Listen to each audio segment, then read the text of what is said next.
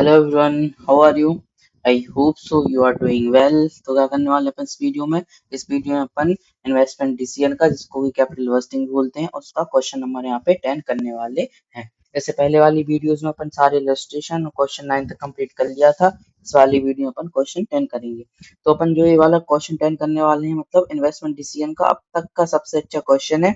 और अगर जैसे आप इसकी 2-3 बार प्रैक्टिस कर लेते हैं अच्छे से, और अगर एग्जाम में आ गया तो इसमें आप फुल मार्क्स स्कोर कर सकते हैं। वैसे ये कि 2-3 बार अच्छी प्रैक्टिस कर दे, मैं एक बार करा दे रहा हूँ, फिर आप अच्छी प्रैक्टिस कर लेना इसकी, ठीक है। तो आइए अपन स्टार्ट करते हैं अपना question number 10। A large profit-making company is considering the installation of machine to process the waste produced by one of its existing manufacturing process to be converted into marketable product। क्या कहना है, एक large profit making company है, वो एक machine को install करना चाह रहे हैं, ठीक है ना। Installation of machine to process a waste produce, जो क्या करेगी, अपने वेस्ट को, जो भी वेस्ट रहेगा उसको प्रोसेस करेगी अपने एग्जिस्टिंग मैन्युफैक्चरिंग प्रोसेस में, और कन्वर्ट करेगी किसमें, मार्केटेबल प्रोडक्ट में। मतलब क्या जो कंपनी क्या क्या करना चाह रही है कि इनका एक वेस्ट निकलता है, वो वेस्ट निकल रहा है अभी, तो वो एक नई मशीन इंस्टॉल करना चाह रहे हैं। वो मशीन इंस्टॉल करके वेस्ट उसमें डालेंगे और एक मतलब एक मार्केटेबल प्रोडक्ट उससे निकल के आएगा, ठीक है।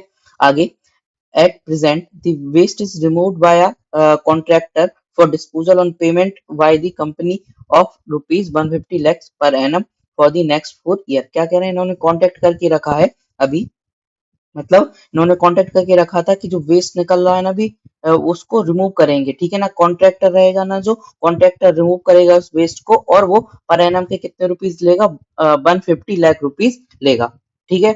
मतलब इन्होंने 4 साल का एग्रीमेंट करके यहाँ पे रखा है। The contract can be terminated upon installation of the aforesaid machine on payment of compensation of rupees 90 lakh before the processing operation start. क्या कह रहे हैं, अगर इस कॉन्ट्रैक्ट का टर्मिनेशन हुआ अगर, तो अपन को क्या करना पड़ेगा, कंपनसेशन के तौर पे अपन को 90 लाख रुपीज यहाँ पे देने पड़ेंगे। कब देने पड़ेंगे, इस ऑपरेशन को स्टार्ट करने से पहले, ठीक है, before the processing operation start, मतलब 0 ईयर में। The compensation is not allowed as deduction for tax process। ठीक है, क्या कहना है, जो 90 लाख का डिडक्शन है वो टैक्स के लिए क्या नहीं है, टैक्स के लिए अलाउ नहीं है। तो इसको अपन क्या काम करेंगे, जहां पे अपन मशीन की कॉस्ट लिखेंगे वहीं पे इसको अपन लिख देंगे, इस पर टैक्स का कोई भी अपन को फायदा नहीं मिलेगा। आगे, the machine is required for carrying out the processing will cost 600 lakh। क्या कह रहे हैं कि मशीन की कॉस्ट कितनी होने वाली है, 600 लाख होने वाली है।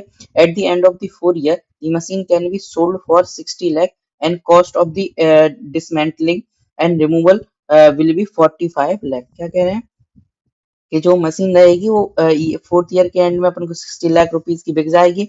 और इस मशीन की डिसमेंटलिंग कॉस्ट, मतलब एक बार अपन ने मशीन इंस्टॉल करी, फिर डिसमेंटलिंग कॉस्ट क्या होता है, एक बार अपन ने मशीन इंस्टॉल करी, फिर उस जगह को उस मशीन को निकालना और जगह को सेम टू सेम करना, और उसमें जो कॉस्ट लगती है उसको अपन डिसमेंटलिंग कॉस्ट बोलते हैं। तो वो कितनी रहने वाली, 45 लाख। मतलब अल्टीमेटली अपन को यहाँ पे कितना, 60 लाख रुपए मशीन बेच के मिलेंगे और 45 लग जाएंगे यहाँ पे अपनी डिसमेंटलिंग कॉस्ट में। तो यहाँ पे अल्टीमेटली अपन को 15 लाख रुपए ही मिलेंगे, ठीक है। तो यहाँ पे अपन को 15 लाख रुपए मिलेंगे। आगे, the sales and direct cost of the products emerging from waste processing for 4 years are estimated as under। अपन को यहाँ पे सेल्स दे के रखी है और उनके खर्चे दे के रखे हैं। सेल्स दे के रखी है, मैन्युफैक्चरिंग कंजम्पशन दे के रखा है, wages, other expenses, factory overheads और डेप्रिसिएशन अपन को ये 4 ईयर का दे के रखा है। ये सब डेटा लैक्स में है। आगे, initial stock of material required before commencement of the processing operation rupees 60 lakh at the start of year 1। क्या कहना है, अपन को इनिशियल में स्टॉक लग रहा है, ठीक है ना, स्टॉक ऑफ मटेरियल लग रहा है कितने का, 60 लाख रुपीज का। मतलब एक तरीके से वर्किंग कैपिटल लग रहा है अपन को, ये मान के चलिए। The stock of level of material to be maintained at end of the year 1 to 3 will be 165 lakh rupees and the stock at the end of the 4 year nil। क्या कह रहा है कि अपन को ईयर 1 to 3 के and में कितना stock बच रहा है यहाँ पे, 165 लाख का, और ईयर 4 में 0 रहने वाला है। The storage of material will be utilized space which would otherwise have been rented out for 30 lakhs per annum.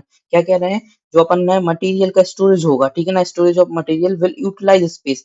जो अपन मटेरियल खरीदेंगे वो खरीदेंगे, वो मटेरियल अपना स्पेस को यूटिलाइज करेगा, और जो अपन पहले रेंट पे दे देते थे अब नहीं दे पाएंगे, ठीक है ना। वो कितने का, 30 लाख रुपए का। मतलब जैसे अपन ने जो मटेरियल मांगा, पहले मान लीजिए अपना एक रूम खाली डला है, ठीक है, पहले अपन उसको क्या करते थे, अपन को 30 लाख रुपए पर एनम अपन उसको रेंट पे दे देते थे। लेकिन अब क्या, अपना मटेरियल आएगा तो वो कमरा मटेरियल से भर जाएगा, ठीक है। तो अपन वो 30 लाख रुपए अपन एक तरीके से अपन को अपॉर्चुनिटी लॉस हो गया, ठीक है। यहाँ पे मतलब तीस लाख रुपए अपन नहीं कमा पाएंगे इस पे।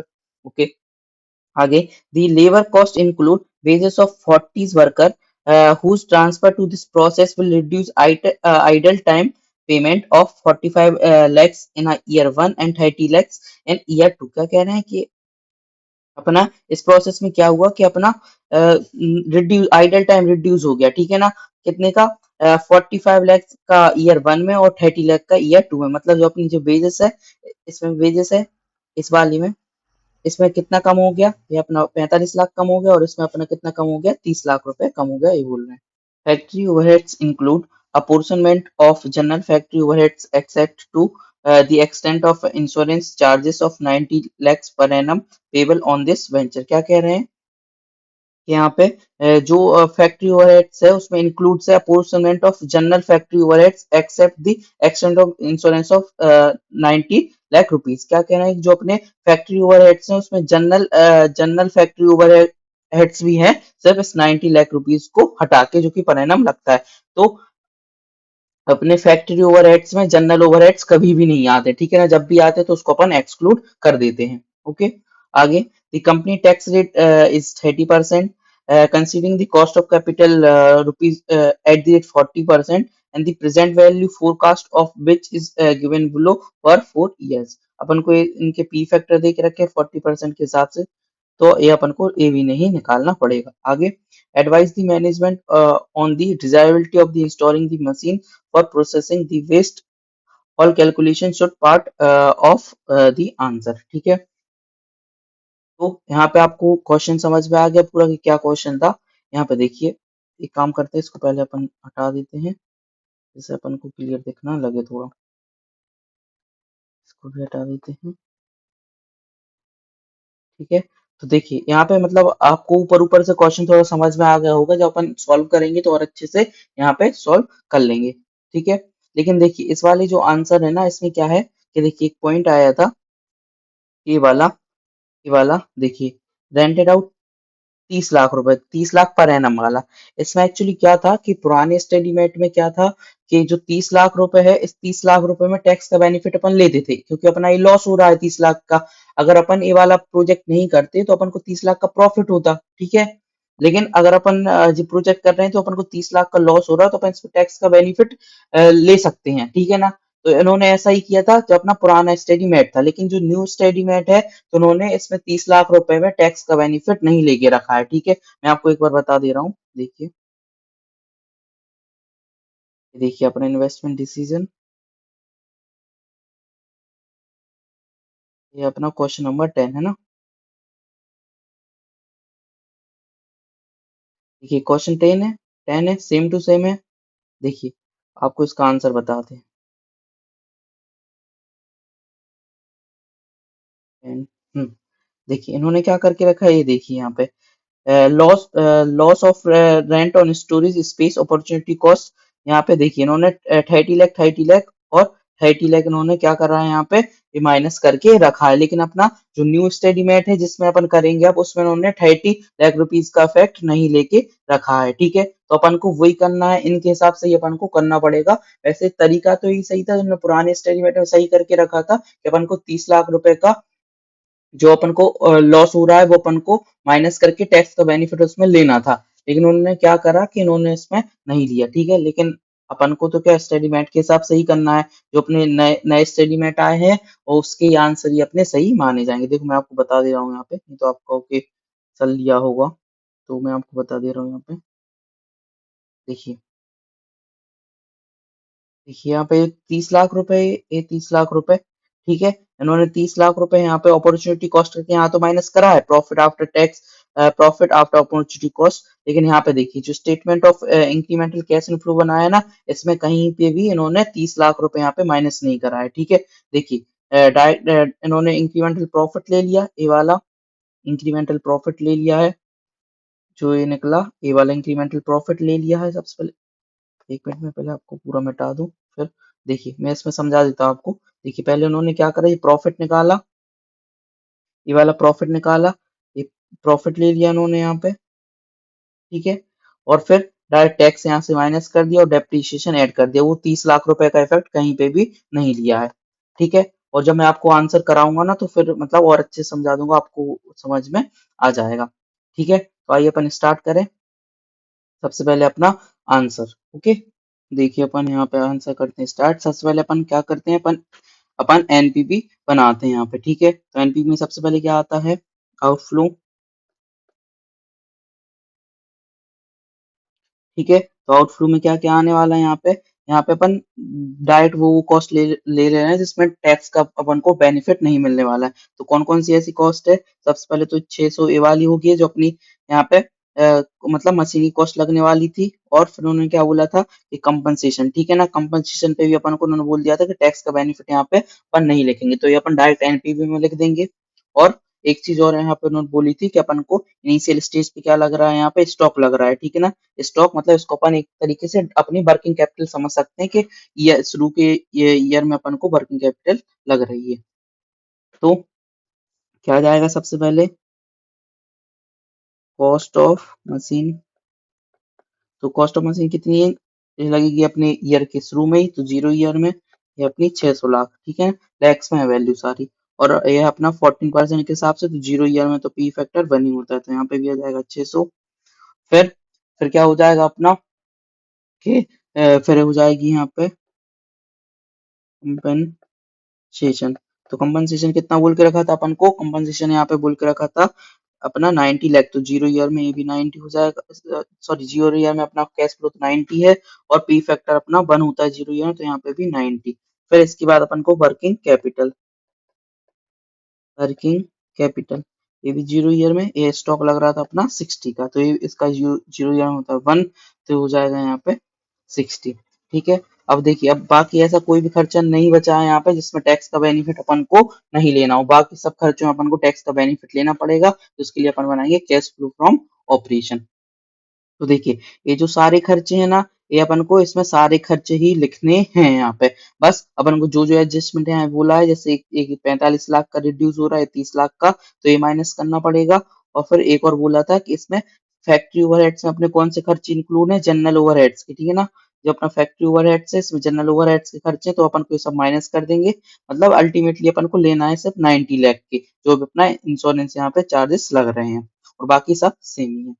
तो एक काम करना, आप अपने सामने स्टडी मटेरियल खोल के रखना, जिससे कि मतलब आपको ज्यादा अच्छे से मतलब इजी बढ़ पाए, क्योंकि अपन बार बार जंप नहीं करेंगे, जिससे अपना क्वेश्चन जल्दी हो जाए। तो सबसे पहले क्या दे के रखा है, सेल्स। तो सेल्स कितनी दे के रखी है, ईयर 1 में 966, ईयर 2 में भी 966, ईयर 3 में 1254, और इसमें भी 1254। फिर इसके बाद अपन को माइनस करना है मटेरियल कंजम्पशन, मटेरियल कंजम्पशन। तो ये अपन को कितना दे के रखा है, 90, ईयर 2 में 120, इसमें 255, और लास्ट ईयर में भी अपन को ईयर 4 में भी 255 का दे के रखा है। फिर क्या माइनस करेंगे, फिर अपन माइनस करेंगे यहाँ पे बेजेस। तो देखिए बेजेस में देखिए कितनी है अपनी, बेज अपनी 225 है, और यहाँ पे भी 225 है। तो ईयर 1 में कितनी रिड्यूस हो रही है, ये अपन को 45 की रिड्यूस हो रही है, और ईयर 2 में 30 लाख रुपए की रिड्यूस हो रही है। तो 225 माइनस 225 माइनस 45, तो हो जाएगा 180, ये हो जाएगी यहाँ पे 180।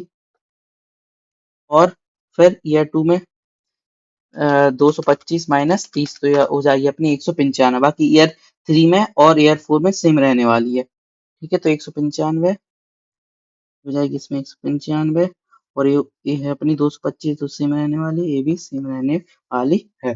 फिर हो जाएंगे अपने minus other expenses. Other expenses कितने कितने दे के रखें, 120, 135, फिर 162, फिर 210। फिर फिर क्या माइनस हो जाएगा, फिर अपने हो जाएंगे फैक्ट्री ओवरहेड्स। फैक्ट्री ओवरहेड्स, तो फैक्ट्री ओवरहेड्स कितने कितने अपन को, देखिए यहाँ पे अपन को दिए तो वैसे कितने 165, 180, 330, 400, अपन को 35, लेकिन अपन को क्या बाकी के जनरल ओवरहेड्स सिर्फ 90 लाख रुपीज के यही अपने असली वाले जो कि अपने इंश्योरेंस चार्जेस, तो अपन सब में 90 लाख रुपीज लिख लेंगे। 90, 90, 90 और 90, फिर क्या माइनस करेंगे, फिर डेप्रिसिएशन, डेप्रिसिएशन कितना देख रखा है 150, 114, फिर 84, फिर 63, तो ये सारे खर्चे हो जाएंगे यहाँ पे माइनस।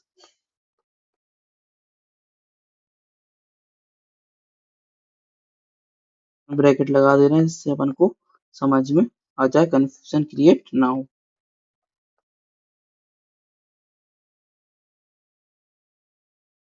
तो यहाँ पे करिए इन खर्चों को करिए अपन अपन करते हैं इनको माइनस। ठीक है, तो माइनस करिए सबसे पहले ईयर वन का, तो 966 माइनस 90 माइनस 180 माइनस 120 माइनस 90 और माइनस 150, तो ये अपना कितना आ गया 336। अब ईयर टू को करिए 966 minus 120 minus 195 minus 135 minus 90 minus 114, तो कितना आ रहा है 312।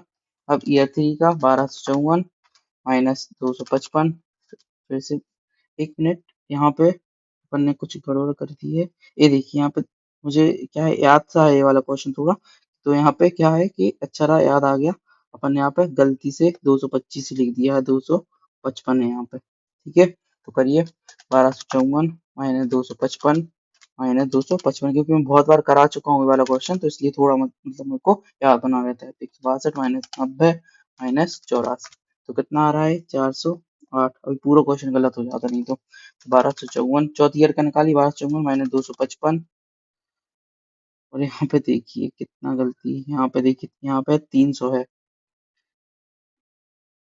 ये अपना 300। अच्छा रहा मतलब थोड़ा बहुत याद है क्वेश्चन, नहीं तो फिर उनको बाद में ढूंढने में दिक्कत हो जाती थी। 1254 minus 255 minus 300 minus 210 minus 90 minus 63, तो कितना है 336। ठीक है, अब इसमें से अपन क्या करेंगे, इसमें से एक अपन को एक खर्चा यहाँ पे करना है ऐड। कौन सा खर्चा अपन करेंगे ऐड, देखिए इन्होंने बताया था कि अपन को पहले अपन डिस्पोजल का पेमेंट करते थे। देखिए बेस्ट इज रिमूव्ड बाया a contractor for disposal payment बाया कंपनी ऑफ रुपीज 150 लैक्स। ठीक है, तो लेकिन अब क्या हो रहा है कि अपन मतलब अपन ने तो मशीन सेटअप कर ली है, तो अपन को डिस्पोजल का खर्चा यहाँ पे नहीं लगेगा, तो एक तरीके से अपनी सेविंग हुई। तो सेविंग सेविंग क्या होती है, सेविंग एक तरीके से इनकम होती है, तो इसको अपन इनकम यहाँ पे मानेंगे। सेविंग इन डिस्पोजल इनकम कितनी है 150 लाख है हर ईयर में। ठीक है, तो इसको कर लेंगे अपन ऐड, तो करेंगे अपन ऐड, तो ऐड करिए कितना हो रहा है, तो प्रॉफिट हो जाएगा प्रॉफिट बिफोर टैक्स, तो 336 प्लस 150 हो जाएगा 486, 312 प्लस 150 हो जाएगा 462, 408 प्लस 150 हो जाएगा 558, फिर 336 प्लस 150 तो हो गया 486। अब इसमें से अपन करेंगे टैक्स को माइनस, तो 30% से, तो 486 इंटू 30% तो हो रहा है 145.8, तो अपन इसको यहीं से कैलकुलेशन यहीं इसकी पूरी कर दे रहे हैं, नहीं तो फिर अपन को डबल कैलकुलेशन करनी पड़ेगी। ठीक है, तो ये माइनस करके जाएगा प्रॉफिट आफ्टर टैक्स, तो 486 माइनस 145.8 तो हो जाएगा ये 340.2। फिर अपन इसमें से अपन कर देंगे डेप्रिसिएशन ऐड। देखिए जो डेप्रिसिएशन होता है वो नॉन नॉन कैश एक्सपेंसेस होता है, तो उसको अपन माइनस से इसलिए करते हैं जिससे अपन टैक्स का बेनिफिट ले पाए, और टैक्स का बेनिफिट मिल जाता है तो अपन इसको फिर अपन कर देते हैं ऐड। तो करिए ऐड करिए, यहाँ पे हो जाएगा 150, तो यहाँ के बाद आ जाएगा अपना यहाँ पे ये आ जाएगा कैश फ्लो, तो 340 प्लस 340.2 प्लस 150 तो कितना हो गया 490.2। अब इसका करिए ईयर 2 का 462 इंटू 30% तो हो रहा है 138.6। करिए माइनस तो कितना आ रहा है 323.4। अब इसमें डेप्रिसिएशन कर दिए ऐड 114 प्लस 114 तो कितना हो रहा है 437.4। अब ईयर 3 का 558 इंटू 30% तो हो रहा है 167.4। ये करिए माइनस यहाँ से तो कितना हो रहा है 390.6 और प्लस डेप्रिसिएशन ऐड कर लेंगे तो 84 अपना डेप्रिसिएशन यहाँ पे ऐड हो जाएगा तो कितना आ रहा है 474 पॉइंट, यहाँ पे अपन कर लेंगे ऐड तो 474.6। अब 486 इंटू 30% करिए तो 145.8 करेंगे माइनस माइनस करिए तो कितना आ रहा है 340.2। डेप्रिसिएशन ऐड कर देंगे 63 तो प्लस 63 तो कितना आ रहा है 403.2। ठीक है तो अपना आ गया कैश फ्लो। लेकिन अपन को यहाँ पे एक चीज और देख के चलनी है कि देखिए इन्होंने यहाँ पे क्या करा है। एक मिनट इसको अपन पहले मिटा देते हैं पूरा। देखिए इन्होंने बोल के रखा है अपन को कि सबसे पहले तो उन्होंने क्या करा है यहाँ पे मटेरियल कंजम्पशन माइनस करके रखा है। ठीक है ना, अपन ने मटेरियल कंजम्पशन यहाँ पे माइनस करा है। देखिए यहाँ पे मटेरियल कंजम्पशन माइनस करा है और इसमें टैक्स का बेनिफिट लिया है। लेकिन एक्चुअली अपन को मटेरियल कंजम्पशन थोड़ी ना माइनस करना है, अपन को तो माइनस करना है मटेरियल परचेज, जो अपन ने मटेरियल यहाँ पे परचेज करा है। ठीक है तो वो अपन को निकालना पड़ेगा। तो कैसे निकलेगा, देखिए इन्होंने बता दिया है अपन को कि stock of level of material to maintain end of the year 1 to 3 का अपन को क्लोजिंग स्टॉक भी बता दिया है 165 है, 1 to 3 का और ईयर 4 का है निल। तो अपन को मटेरियल परचेज कैसे निकलता है, देखिए opening opening plus purchase minus closing निकलता है अपना रॉ मटेरियल कंज्यूम। तो ये तो अपन को दे के रखा है। ठीक है और अपन को क्लोजिंग स्टॉक भी दे के रखा है 165 बोल दिया है और ओपनिंग स्टॉक के लिए इन्होंने क्या बोल दिया है कि 60 है। इसका सबसे स्टार्टिंग ईयर का तो ये भी 60 हो जाएगा यहाँ पे। तो अपन को बैलेंस फिगर अपन को निकल आएगा यहाँ पे, परचेज निकल आएगा बैलेंसिंग फिगर। और बाकी मैं करके बता दे रहा हूँ कि कैसे यहाँ पे होगा अच्छे से, तो आपको समझ में आ जाएगा। ठीक है तो देखिए यहाँ पे अपन चलते हैं तो वर्किंग नोट नंबर 1 करके चलते हैं। ठीक है working note number 1 calculation of material purchase. ठीक है तो सबसे पहले अपन को क्या क्या दे के रखा है, सबसे पहले अपन को यहाँ पे दे के रखा है रॉ मटेरियल कंज्यूम। ठीक है तो यहाँ पे आ जाएगा अपना रॉ मटेरियल कंज्यूम। तो ईयर देख लेते हैं 1 2 3 4। तो क्या क्या दे के रखा है, ये अपन को ये दे के रखा है 90 120 255 255 90 120 255 और 255। अब देखिए यहाँ पे अपन को क्या करना पड़ेगा, यहाँ पे अपन को करना पड़ेगा क्लोजिंग स्टॉक ऐड और ओपनिंग स्टॉक माइनस। आ गया ना समझ में कैसे निकलता है, opening plus purchase minus closing equal to raw material. तो ए साइड चला जाएगा। ठीक है रॉ मटेरियल ए साइड चला जाएगा तो हो जाएगा प्लस का क्लोजिंग स्टॉक और माइनस का ओपनिंग, और यहाँ पे परचेज यहीं का यहीं रहेगा। आ गया समझ में, तो ऐसे यहाँ पे हो रहा है। तो क्लोजिंग स्टॉक देखिए इन्होंने बोल के रखा है कि फर्स्ट ईयर का 165 था, सेकंड ईयर का भी 165, थर्ड ईयर का भी 165 और फोर्थ ईयर का निल। देखिए इन्होंने ऐसा बोल के रखा है। ठीक है ना कि the stock level of material to be maintained at the end of the first second third year will be 165। ठीक है और फोर्थ ईयर विल बी निल। तो ये अपन को यहाँ पे हो गया। अब देखिए ये ध्यान देने वाली बात है कि फर्स्ट ईयर का क्लोजिंग स्टॉक तो यहाँ का बनेगा ओपनिंग स्टॉक, तो यहाँ का ओपनिंग स्टॉक बन जाएगा। सेकंड ईयर का क्लोजिंग स्टॉक थर्ड ईयर का ओपनिंग स्टॉक, और थर्ड ईयर का क्लोजिंग स्टॉक फोर्थ ईयर का ओपनिंग स्टॉक। ठीक है ये वाला हो गया। तो सर इसकी वैल्यू कैसे लाएंगे फर्स्ट ईयर की, फर्स्ट ईयर की तो बता ही नहीं है कहीं पे। तो देखिए ये भी बताइए ध्यान से देखिए, ये देखिए कि इन्होंने बोल दिया था कि initial stock of material required before commencement of the project operation is 60 lakh. बताइए ना, देखा नहीं आपने ध्यान से, तो हो जाएगी यहाँ पे 60 लाख। तो अब क्या निकल आएगा इससे अपना, यहाँ से निकल आएगा अपना रॉ मटेरियल परचेज।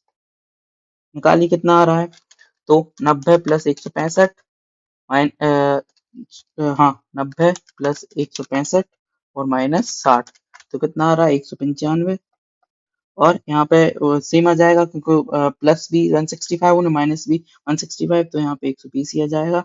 और यहाँ पे भी वही होना है सेम, तो यहाँ पे 255, और लेकिन यहाँ पे अलग आ जाएगा 255 प्लस 0 माइनस 165, तो यहाँ पे आ जाएगा अपना 90। ठीक है, तो रॉ मटेरियल परचेज आ गया। तो देखिए अपन ने कैश फ्लो निकाले है ना, ये कैश फ्लोज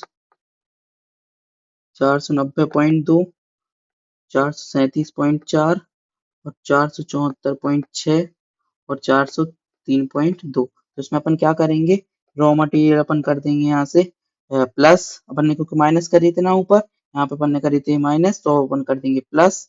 कितने थे 90 120 255 और 255, 90 120 255 और 255। और यहाँ से अपन क्या माइनस कर देंगे अपना raw material purchase, raw material purchase minus कर देंगे जो अपन ने रियल वाला निकाला है। कितना है 195 120 255 और 90। ठीक है, तो 195 120 255 और 90, तो ये हो जाएगा अपना यहाँ से माइनस। तो यहाँ से अपना क्या आ जाएगा, फिर यहाँ से अपना निकल के आ जाएगा अपना कैश फ्लो फ्रॉम ऑपरेशन, हो जाएगा अपना कैश फ्लो फ्रॉम ऑपरेशन। तो कितना हो जाएगा यहाँ 490.2, तो प्लस 90 माइनस 195, तो कितना आ गया अपना 385.2। ऐसे ही सेकंड ईयर का 437.4 प्लस 120 माइनस 120, तो वही हो जाएगा सेम 437 पॉइंट यहाँ पे 4। थर्ड ईयर का निकालिए 474.6 प्लस 255 और माइनस 255, तो सेम आ जाएगा 474.6 और 403.2 प्लस 255 और माइनस 90, तो कितना आ रहा है 568.2। ठीक है, आ गया समझ में। इसको अपन थोड़ा और अच्छे से समझ में, इसलिए अपन इसको कर देते हैं थोड़ा और नीचे। ठीक है, तो अपना कैश फ्लो फ्रॉम ऑपरेशन भी निकल आया है यहाँ पे। तो अब उसको अपन एनपी में अपन कर देंगे पुट, यहाँ हो जाएगा अपना एन फ्लो। तो cash flow from operation, cash flow from operation, काम करते हैं इसको अपन वर्किंग नोट नंबर 1 देते हैं और इसको अपन दे देते हैं वर्किंग नोट नंबर 2। तो ये आ जाएगा अपना फर्स्ट ईयर का, सेकंड ईयर का, थर्ड ईयर का, फोर्थ ईयर का। कितना कितना आया, ये आया था 385.2, 300, एक मिनट हम लिखते हैं पास से थोड़ा, 385.2। सेकंड ईयर का 437.4, 437.4। थर्ड ईयर का आया अपना 474.6 और फोर्थ ईयर का कितना आया है 568.2, 568.2। ठीक है, इसका पी फैक्टर लिख लेते हैं अपने कितने कितने हैं। पी फैक्टर है अपना 0.877, 0.769, 0.674 और 0.592। तो 0.877 हो गया अपना, फिर कितना था 0.769। ठीक है, फिर कितना था 0.674 और 0.592, तो 0.674 और 0.592। ठीक है, इतना हो गया।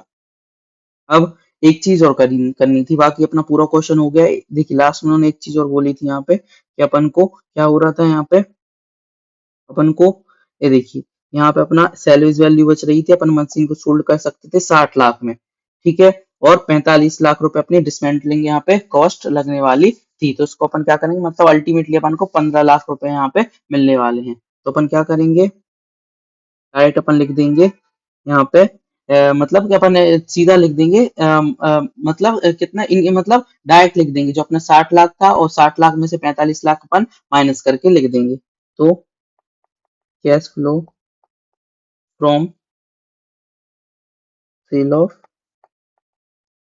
असेट, तो यहाँ पे 60 माइनस 45, तो ये हो जाएगा अपना फोर्थ ईयर में, ये हो जाएगा अपना डायरेक्ट 15, और ये फोर्थ ईयर में तो 0.592। अब इंटू करिए तो 385.2 इंटू 0.877, तो कितना आ रहा है 337.82 तक ही लिखते हैं, ठीक है।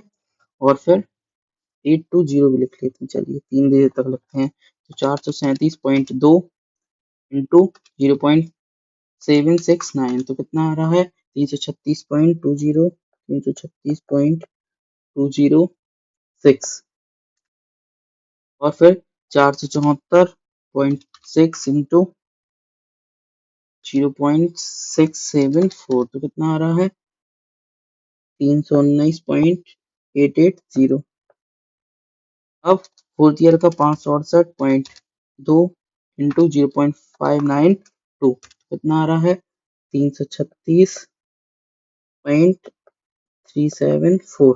अब इसका करिए 15 इंटू 0.592, तो कितना आ रहा है 8.88। अब अपना कैश आउटफ्लो हो गया,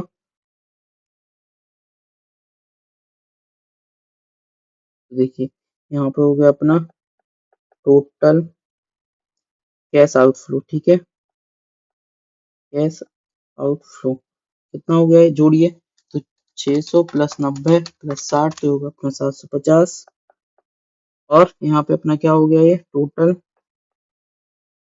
कैश कैश इनफ्लो हो गया, ठीक है।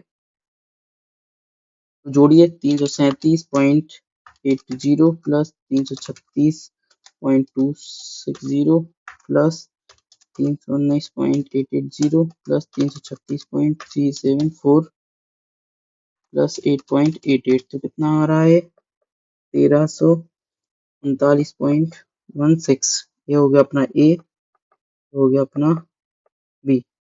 तो अब आ जाएगी अपनी एनपीवी, बी माइनस ए, 1339.16 माइनस 750, तो एनपीवी कितनी आ गई अपनी, एनपीवी आ गई अपनी 589.16। एक बार अपन मैच कर लेते हैं, देखिए 589.32, मतलब कुछ पॉइंट में ही डिफरेंस आ रहा है, ठीक है। वो भी इसलिए क्योंकि अपन ने 3 डिजिट लिए, इन्होंने 2 डिजिट लेके करे होंगे, 1 डिजिट लेके करा होगा, ठीक है। तो ये हो गया अपना, तो यहाँ पे अपनी एनपीवी आ गई कितनी 589.16, ठीक है। अपन को कुछ भी नहीं था, बस यहाँ पे एक जगह ही थी दिक्कत, कि अपन को क्या करना था कि अगर आपने जैसे मान लीजिए कि आपको पुराने स्टूडेंट हैं, जैसे आपने पहले मतलब पुराने ओल्ड मटेरियल में से करके रखा है, तो आपको एक बात याद रखनी है कि पहले वाले मटेरियल में यहाँ पे 30 लाख रुपए का, जो 30 लाख रुपए की अपन को अपॉर्चुनिटी कॉस्ट यहाँ पे लॉस हो रहा है, इसका वहां पे अपन को इफेक्ट दे के रखा था टैक्स में, लेकिन यहाँ पे अपन को 30 लाख रुपए का कुछ भी नहीं करना है, इसलिए मैंने आपको स्पेशली यहाँ पे दो दो तीन तीन बार यहाँ पे बोल दिया। बाकी पूरा क्वेश्चन सेम है। अपन ने जो पहले अपन ने टैक्स के बेनिफिट, टैक्स का मतलब अपन को बेनिफिट नहीं लेना था, वो डायरेक्ट एनपीवी में लिख दिया अपन ने, खर्चे वाले ये वाले, ठीक है। और फिर बाकी अपन ने क्या करा, अपन ने कैश फ्लो बनाया, फिर अपना कैश फ्लो निकल आया यहाँ पे, फिर ये अपन ने रॉ मटेरियल कंज्यूम यहाँ से माइनस करा था, ये अपन ने गलत करा था, तो अपन ने फिर रॉ मटेरियल परचेज निकाला, फिर रॉ मटेरियल परचेज यहाँ पे अपन ने माइनस करा, और रॉ मटेरियल कंज्यूम अपन ने यहाँ पे प्लस करा, यहाँ पे लिख लीजिए रॉ मटेरियल कंज्यूम, तो इसलिए अपन ने प्लस करा, तो अपना फिर कैश फ्लो फ्रॉम ऑपरेशन आया, फिर अपन ने डायरेक्ट यहाँ पे पुट कर दी वैल्यू, और cash flow from sale of asset अपन ने डायरेक्ट 15 लाख यहाँ पे लिख दिया, और फिर अपने एनपीबी यहाँ पे आ गई, ठीक है। आई होप सो आपको मतलब ये वाला क्वेश्चन बहुत अच्छे से समझ में आया होगा, और अगर बाकी भी कोई डाउट है तो प्लीज कमेंट सेक्शन में पूछ लेना, मैं वहां आपको बता दूंगा, ठीक है। और बाकी मैं इसका स्क्रीनशॉट अपने टेलीग्राम चैनल पे पोस्ट कर दूंगा, तो वहां जाके आप इसको क्या कर लेना, नोट कर लेना, आपको लिंक बायो में मिल जाएगी, ठीक है। मिलते हैं नेक्स्ट वीडियो में किसी क्वेश्चन और इलस्ट्रेशन के साथ।